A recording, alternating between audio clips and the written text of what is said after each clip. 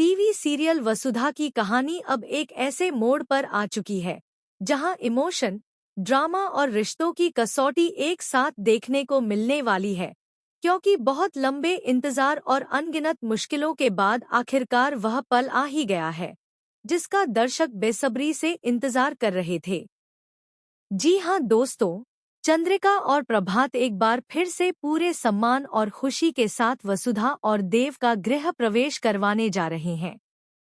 जिस घर में कभी वसुधा को बाहरी समझा गया, जिस आंगन में कभी उसके लिए तानों की गूंज सुनाई देती थी,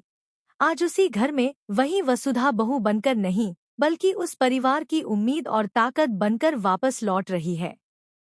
सबसे चौंकाने वाली बात यह है कि अब चंद्रिका ने भी दिल से वसुधा को स्वीकार कर लिया है। वही चंद्रिका जो कभी वसुधा की हर बात पर सवाल उठाती थी, जो हर कदम पर उसे गलत साबित करने की कोशिश करती थी, आज उसी चंद्रिका की आंखों में वसुधा के लिए सम्मान और अपनापन साफ दिखाई देता है। इसकी सबसे बड़ी वजह है प्रभात की जिंदगी। क्योंकि जब प्रभात जिंदगी और मौत के बीच झूल रहा था, जब सबने उम्मीद छोड़ दी थी, तब वसुधा ही थी जिसने दिन रात एक कर दी, जिसने बिना थके, बिना शिकायत किए प्रभात की सेवा की और अपनी ममता, अपने त्याग और अपने प्यार से प्रभात के प्राण बचा लिए।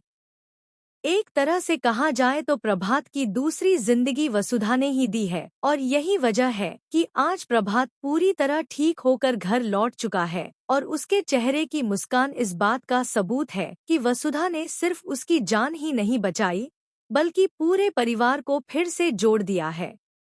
अब जब देव और वसुधा साथ साथ घर में कदम रखेंगे तो वह सिर्फ एक गृह प्रवेश नहीं होगा बल्कि एक नई शुरुआत होगी।